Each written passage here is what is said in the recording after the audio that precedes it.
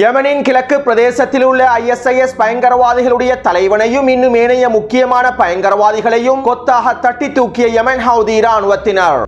அமெரிக்காவில் விரிவடையும் காட்டுத்தீயும் அதிகரிக்கும் இழப்புகளும். எங்களுடைய இறுதி மூச்சு வரை பலஸ்தீனிய மக்களுக்காக போராடுவோம் என்று கூறிய யமன் தலைமைகளும் யமனுக்கு எதிராக கூட்டு தாக்குதல்களை மேற்கொண்ட இஸ்ரேலிய ஆக்கிரமிப்பும் அமெரிக்காவும். லெபனானின் புதிய ஜனாதிபதி தெரிவு செய்யப்பட்டது தொடர்பாக லெபனானுக்கான ஈரானிய தூதர் தெரிவித்த கருத்துக்கள்.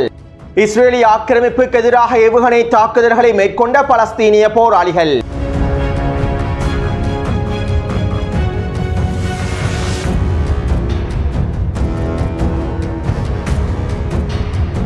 அமெரிக்காவின் லாஸ் ஏஞ்சல்ஸ் பிரதேசத்திலே ஏற்பட்டிருக்கக்கூடிய காட்டுத்தீயை அணைக்க முடியாமல் அமெரிக்கா திண்டாடி வருகின்றது. 3 நாட்களுக்கும் மேலாக லாஸ் ஏஞ்சல்ஸ் பிரதேசத்தில் காட்டுத்தீயானது வேகமாக பரவி வருகின்றது. மேலும் இந்த காட்டுத்தீயை கட்டுப்படுத்த முடியாததன் காரணமாக இழப்புகளும் அதிகரித்துக் கொண்டே செல்கின்றன. லாஸ் ஏஞ்சல்ஸ் பிரதேசத்திலே மிகப்பெரிய அணுகுண்டு ஒன்றினை வீசினால் எவ்வாறு பாதிப்புகள் ஏற்படுத்தப்படுமோ, ஒரு அணுகுண்டின் மூலமாக எவ்வளவு இழப்புகள் ஏற்படுத்தப்படுமோ அவ்வளவு மிகப்பெரிய இழப்புகள் தற்போது லாஸ் ஏஞ்சல்ஸ் பிரதேசத்திலே ஏற்பட்டிருப்பதாகவும், அணுகுண்டு வீசப்பட்ட ஒரு நகரம் எவ்வாறு இருக்குமோ அதே போன்றே லாஸ் ஏஞ்சல்ஸ் நகரம் முழுவதும் காட்சி அளிப்பதாகவும் லாஸ் ஏஞ்சல்ஸ் பிரதேசத்திற்கான மேயர் தெரிவித்துள்ளார். மேலும் இந்த காட்டுத்தீயானது நாங்கள் நினைத்து கூட பார்க்க முடியாத இழப்புகளை ஏற்படுத்தி இருப்பதாகவும் லாஸ் ஏஞ்சல்ஸ் பிரதேசத்தினுடைய மேயர் சுட்டிக்காட்டியுள்ளார். இதுவரைக்கும் லாஸ் ஏஞ்சல்ஸ் பிரதேசத்தில் 15,000க்கும் அதிகமான வீடுகளும் குடியிருப்பு கட்டிடங்களும் முழுமையாக தீக்கிரையாக்கப்பட்டு விட்டன. லாஸ் ஏஞ்சல்ஸ் பிரதேசத்தில் இருக்கக்கூடிய மிகப்பெரிய வர்த்தக நிலையங்கள், பொருளாதார நிலையங்கள், தொழிற்சாலைகள்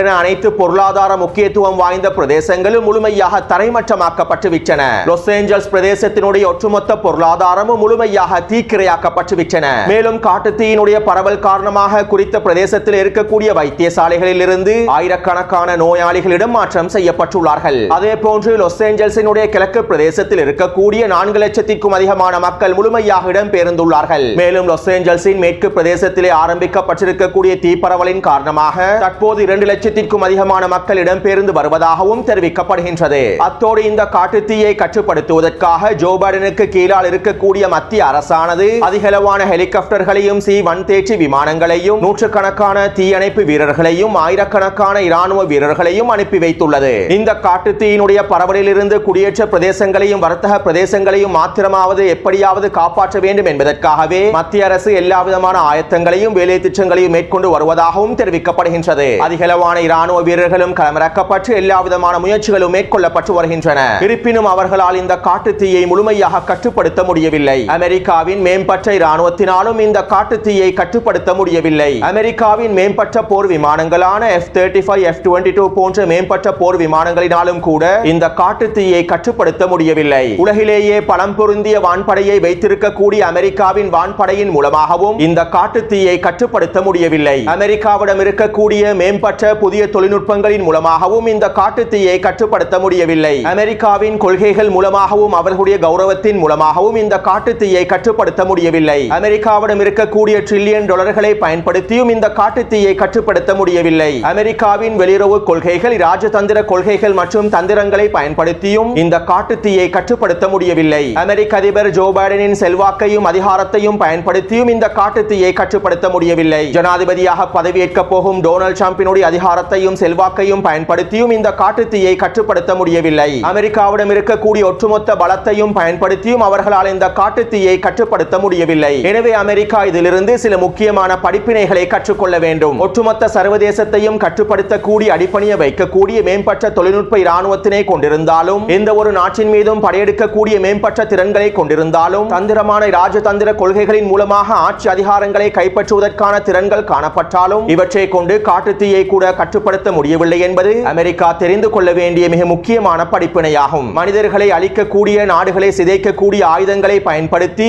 ஒரு பொழுதும் மக்களை பாதுகாக்க முடியாது என்பதனையும் இதிலிருந்து தெளிவாக புரிந்து கொள்ள வேண்டும். அடுத்து நேற்று காலை லாஸ் ஏஞ்சல்ஸினுடைய மேற்கு பிரதேசத்தில் காட்டுத்தீயினுடைய பரவல் அதிகரித்து காணப்படவில்லை. இருப்பினும் நேற்று மாலையாகும் போது குறித்த பிரதேசத்திலே காட்டுத்தீயானது வேகமாக பரவலடைந்திருந்தது. மேலும் இதற்கு காரணம் இயற்கையாக ஏற்பட்ட காட்டுத்தீ அல்ல என்றும், கொள்ளையர்களுடைய செயற்பாடுகள் தான் காரணம் என்றும் கண்டறியப்பட்டுள்ளது. அதாவது கலிபோர்னியாவில் இருக்கக்கூடிய மிகப்பெரிய கொள்ளை கும்பல்கள் ஒன்றிணைந்து இந்த காட்டுத்தீயினுடைய பரவலை தங்களுக்கு சாதகமாக பயன்படுத்திக் கொண்டுள்ளார்கள். இதற்கமைவாக லாஸ் ஏஞ்சல்ஸின் மேற்கு பிரதேசத்தில் இருக்கக்கூடிய வனப்பிரதேசங்களை இவர்கள் தீயிட்டு கொளுத்தியுள்ளார்கள். இவ்வாறு குறித்த வனப்பிரதேசங்களை தீயிட்டு கொளுத்தியதனால் மேற்கு பிரதேசத்தில் இருக்கக்கூடிய மக்கள் இடம்பெயர்வதற்கு ஆரம்பித்தார்கள். தங்களுடைய உயிரை பாதுகாத்துக் கொள்வதற்காக குறித்த பிரதேசத்தில் இருக்கக்கூடிய ஆயிரக்கணக்கான மக்கள் அவசரமாக வெளியேறினார்கள். இவ்வாறு இவர்கள் வெளியேறியதை தொடர்ந்து 250க்கும் அதிகமான கொள்ளையர்கள் குறித்த பிரதேசத்திலே களமிறங்கி அவர்களுடைய சொத்துக்களை முழுமையாக சூறையாடியுள்ளார்கள். ஒவ்வொரு வீடாக சென்று வீடுகளுக்குள்ளே இருக்கக்கூடிய பணத்தையும் தங்கத்தையும் இன்னும் ஏனைய முக்கியமான பொருட்களையும் முழுமையாக கொள்ளையடித்துள்ளார்கள். மேலும் இந்த கொள்ளை சம்பவங்கள் சில விடயங்களை ஞாபகப்படுத்துகின்றன. அதாவது இஸ்ரேலிய ஆக்கிரமிப்பு ராணுவமும் அமெரிக்காவினுடைய கூலிப்படைகளும் ஒன்றிணைந்து காசாவிலே தாக்குதல்களை மேற்கொண்டதற்கு பிறகு காசாவிலே இருக்கக்கூடிய பலஸ்தீனிய மக்களுடைய சொத்துக்களையும் வீடுகளையும் சூறையாடினார்கள். பலஸ்தீனிய மக்கள் சேர்த்து வைத்திருந்த லட்சக்கணக்கான பணத்தையும் தங்கத்தையும் சூறையாடினார்கள். இதே போன்றுதான் தற்போது லாஸ் ஏஞ்சல்ஸ் பிரதேசத்திலே காட்டுத்தீயினை தங்களுக்கு சாதகமாக பயன்படுத்திய கொள்ளையர்கள் கோடிக்கணக்கான பணத்தையும் தங்கத்தையும் இன்னும் ஏனைய முக்கியமான பொருட்களையும் கொள்ளையடித்து சூறையாடி வருகின்றார்கள். அடுத்து கலிபோர்னியாவில் இருக்கக்கூடிய சமூக ஆர்வலர் ஒருவர் சமூக ஊடக வலைத்தளத்திலே இவ்வாறு தெரிவித்துள்ளார். கலிபோர்னியா மாநிலமானது ஒரு வருடத்திற்கு 610 மில்லியன் அமெரிக்க டாலர்களை இஸ்ரேலிய ஆக்கிரமிப்புக்கு வழங்குகின்றது. கலிபோர்னியா மாநிலத்திலே இருக்கக்கூடிய அமெரிக்கர்களுடைய வரிப்பணத்தை கொண்டுதான் ஒரு வருடத்திற்கு 610 மில்லியன் அமெரிக்க டாலர்கள் இஸ்ரேலிய ஆக்கிரமிப்புக்கு வழங்கப்படுகின்றது. அமெரிக்காவில் இருக்கக்கூடிய மாநிலங்களில் கலிபோர்னியா மாநிலத்தின் மூலமாகத்தான் அதிகளவான டாலர்கள் இஸ்ரேலிய ஆக்கிரமிப்புக்கு வழங்கப்படுகின்றன. அதே போன்று லாஸ் ஏஞ்சல்ஸ் நகரத்தின் மூலமாக ஒரு வருடத்திற்கு 50 மில்லியன் அமெரிக்க டாலர்கள் இஸ்ரேலிய ஆக்கிரமிப்புக்கு வழங்கப்படுகின்றது. மேலும் அதிகளவான யூதர்களுடைய சொத்துக்கள் கலிபோர்னியா மாநிலத்திலும் லாஸ் ஏஞ்சல்ஸ் நகரத்திலுமே காணப்படுகின்றது. ஆனால் இன்று இவை அனைத்தும் முழுமையாக தரைமட்டமாக்கப்பட்டு தீக்கிரையாக்கப்பட்டுவிட்டன என்றும் குறித்த சமூக ஆர்வலர் தெரிவித்துள்ளார்.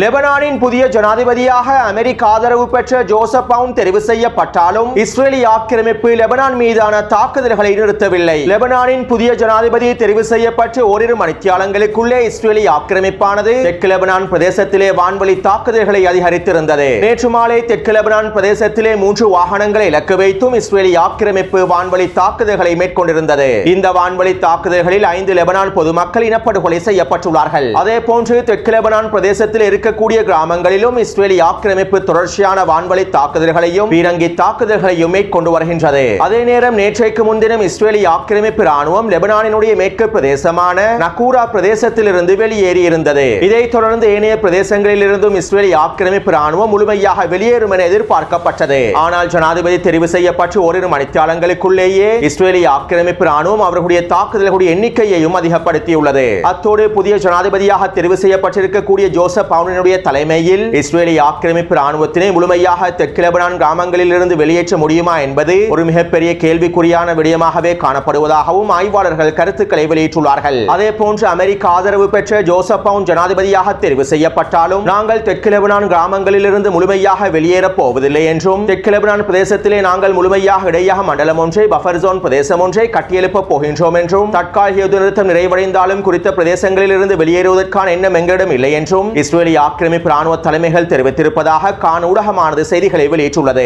அதாவது ஜோசப் அவுன் ஜனாதிபதியாக தெரிவு செய்யப்பட்டாலும் இஸ்ரேலிய ஆக்கிரமிப்பு லெபனான் மீதான தாக்குதல்களை நிறுத்தப் போவதில்லை. தெற்கு லெபனான் பிரதேசங்களில் இருந்து இஸ்ரேலிய ஆக்கிரமிப்பு ராணுவம் வெளியேறப் போவதும் இல்லை. அத்தோடு தெற்கு லெபனான் கிராமங்களில் இருந்து இஸ்ரேலிய ஆக்கிரமிப்பு ராணுவம் முழுமையாக வெளியேறாவிட்டால் இஸ்ரேலிய ஆக்கிரமிப்பு ராணுவத்தினுடைய ஆக்கிரமிப்பு தாக்குதல்கள் நிறுத்தப்படாவிட்டால் நாங்கள் மீண்டும் போரை ஆரம்பிப்போம் என ஹிஸ்புல்லா ராணுவத்தினுடைய தலைமைகளும் தெரிவித்துள்ளார்கள். சர்வதேச சட்டங்களுக்கு அமைவாக மத்தியஸ்தர்களை மதிக்க வேண்டும் என்பதற்காகவும் லெபனான் மக்களுடைய நலன்களை கருத்தில் கொண்டும் தான் நாங்கள் பொறுமையாக இருக்கின்றோம். தற்காலிக யுத்த நிறுத்த காலப்பகுதி முடிவடைவதற்குள் இஸ்ரேலிய ஆக்கிரமிப்பு ராணுவம் முழுமையாக வெளியேறாவிட்டால் எங்களுடைய அடுத்த கட்ட தாக்குதல்களை நாங்கள் மேற்கொள்வோம் என ஹிஸ்புல்லா ராணுவத்துடைய தலைமைகளும் தெரிவித்துள்ளார்கள். இப்படியான நிலைமையில் தான் லெபனானுக்கான ஈரானினுடைய தூதர் இவ்வாறு தெரிவித்துள்ளார். ஹிஸ்புல்லாவினுடைய ஆதரவு இல்லாமல் லெபனான் எதிர்ப்புகளுடைய ஆதரவு இல்லாமல் ஜோசப் அவுனை ஒரு பொழுதும் ஜனாதிபதியாக தெரிவு செய்திருக்க முடியாது. மேலும் ஜோசப் அவுன் ஜனாதிபதியாக தெரிவு செய்யப்பட்டிருப்பது எதிர்ப்பினுடைய தோல்வியாக சிலர் சிலர் குறிப்பிடுகின்றார்கள். ஆனால் இவ்வாறு குறிப்பிடுவது எந்தவிதமான அர்த்தமும் அற்ற விடயமாகும். ஜோசப் அவுன் ஜனாதிபதியாக தெரிவு செய்யப்பட்டிருப்பது ஹிஸ்புல்லா ராணுவத்தையோ ஏனைய எதிர்ப்புகளையோ ஒரு பொழுதும் பாதிக்காது.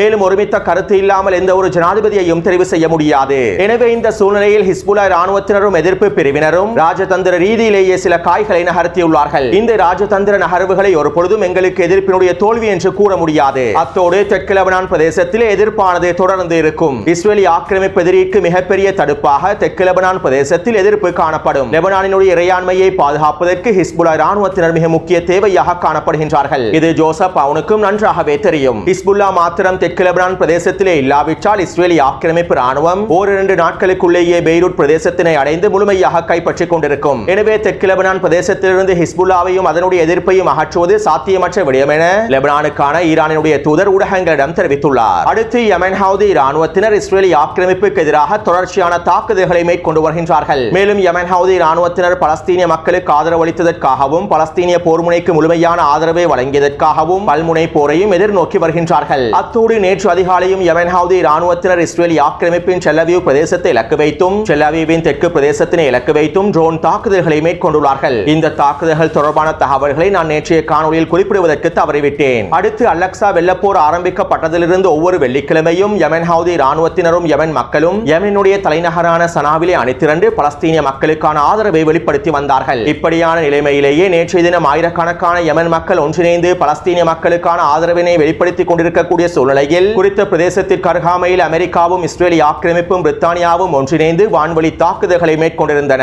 இருப்பினும் யமன் மக்கள் இந்த வான்வழி தாக்குதல்களை ஒரு பொருட்டாக கூட மதிக்கவில்லை. இஸ்ரேலி ஆக்கிரமிப்பினதும் அமெரிக்காவினதும் இந்த வான்வழி தாக்குதல்களுக்கு மத்தியிலும் யமன் மக்கள் பலஸ்தீனிய மக்களுக்கான ஆதரவை வெளிப்படுத்தி இருந்தார்கள். மேலும் இந்த வான்வழி தாக்குதல்களினால் 2 பேர் இனப்படுகொலை செய்யப்பட்டிருப்பதாகவும் 15க்கும் அதிகமானோர் படுகாயமடைந்திருப்பதாகவும் யமனின் சுகாதாரத்துறை அமைச்சகம் தெரிவித்துள்ளது. இந்த தாக்குதல்களை தொடர்ந்து அமெரிக்காவும் இஸ்ரேலி ஆக்கிரமிப்பும் பிரித்தானியாவும் ஒன்றிணைந்து யமனினுடைய 20க்கும் அதிகமான புள்ளிகளை இலக்கு வைத்து 30க்கும் அதிகமான வான்வழி தாக்குதல்களை மேற்கொண்டிருந்தன. இவ்வளவு நாளாக அமெரிக்காவும் பிரித்தானியாவும் ஒன்றிணைந்து யமன் மீது வான்வழி தாக்குதல்களை மேற்கொண்டிருந்தன. இஸ்ரேலி ஆக்கிரமிப்பு இதுவரைக்கும் யமன் மீது 2 வான்வழி தாக்குதல்களை தனியாகவே மேற்கொண்டிருந்தது. இருப்பினும் தற்போது இஸ்ரேலி ஆக்கிரமிப்பு அமெரிக்காவோடும் பிரித்தானியாவோடும் கூட்டு சேர்ந்துள்ளது. நெட்டன்யாஹுவின் விசேட கோரிக்கைகளுக்கு அமைவாகத்தான் இஸ்ரேலி ஆக்கிரமிப்பின் வான்படைகளும் அமெரிக்கா மற்றும் பிரித்தானியாவின் வான்படைகளும் ஒன்றிணைந்து இந்த வான்வழி தாக்குதல்களை மேற்கொண்டிருப்பதாகவும் இஸ்ரேலி ஆக்கிரமிப்பு ஊடகங்கள் சுட்டிக்காட்டியுள்ளன. சுருக்கமாக குறிப்பிடுவதாக இருந்தால் அமெரிக்காவும் இஸ்ரேலி ஆக்கிரமிப்பும் பிரித்தானியாவும் ஒன்றிணைந்து யமனுக்கு எதிரான முழுநீள போரை ஆரம்பித்துள்ளார்கள். இனி வரக்கூடிய நாட்களிலும் இந்த கூட்டணியானது யமனுக்குள்ளே மிகப்பெரிய வான்வழி தாக்குதல்களை மேற்கொள்வதற்கு தயாராகி வருவதாகவும் இஸ்ரேலி ஆக்கிரமிப்பின் இராணுவ ஆய்வாளர்கள் கருத்துக்களை வெளியிட்டுள்ளார்கள். அது மட்டுமல்லாமல் நேற்று மாலை மேற்கொள்ளப்பட்ட இந்த வான்வழி தாக்குதல்கள் யமன் ஹவுதி ராணுவத்தினுடைய தலைமைகள் இலக்கு வைத்து மேற்கொள்ளப்பட்டிருப்பதாகவும் தெரிவிக்கப்படுகின்றது. யமன் சனா பிரதேசத்தில் இருக்கக்கூடிய சில சுரங்கவழி பாதைகள் இலக்கு வைத்து பங்கபஸ்த வெடிகுண்டுகள் வீசப்பட்டிருப்பதாகவும் யமனினுடைய ஊடகங்கள் குறிப்பிடுகின்றன. ஆனால் இந்த கூற்று வான்வழி தாக்குதலின் மூலமாக யமன் ஹவுதி ராணுவத்தினுடைய தலைமைகளுக்கு எந்த விதமான பாதிப்பும் ஏற்படவில்லை. யமன் அன்சாருல்லாஹ்வுடைய தலைமைகளும் பாதுகாப்பான பிரதேசங்களில் இருப்பதாகவும் யமன் ஊடகங்கள் உறுதிப்படுத்தியுள்ளன.